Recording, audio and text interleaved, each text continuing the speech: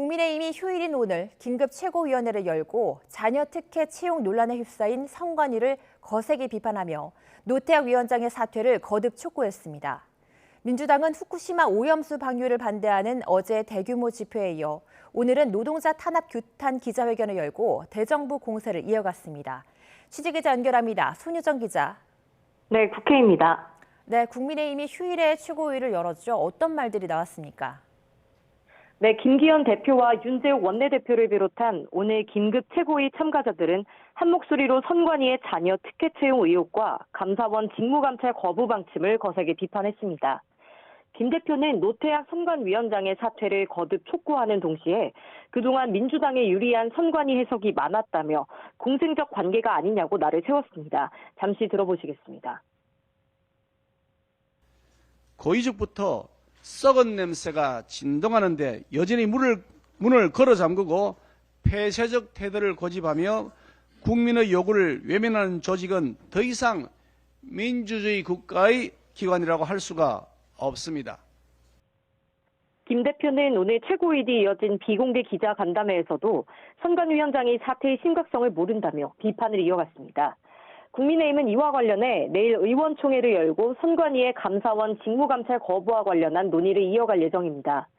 여당이 선관위에 대한 공세의 수위를 갈수록 높이는 가운데 국회 차원의 조사를 위한 양당 협의도 이어지고 있습니다.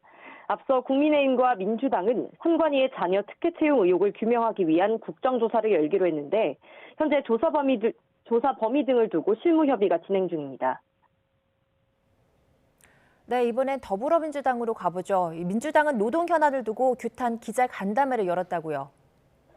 네, 민주당은 오늘 오전 당 노동존중 실천단장 서용교 최고위원과 을지로 위원장인 박주민 의원 등이 참석한 가운데 노동자 탄압 규탄 기자회견을 열었습니다.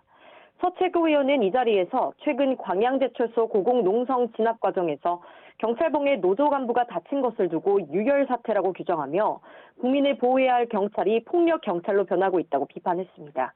잠시 들어보시죠.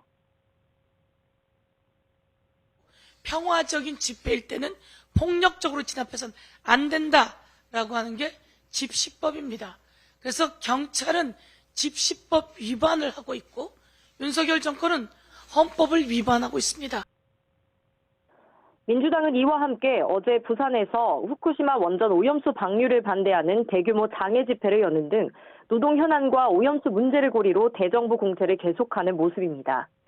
국민의힘은 이를 두고 괴담으로 선동해 국민을 이간질하고 있다며 장외 집회할 시간에 김남국 의원 의혹 등에 대한 반성과 사죄부터 하라고 꼬집었습니다. 지금까지 국회에서 전해드렸습니다.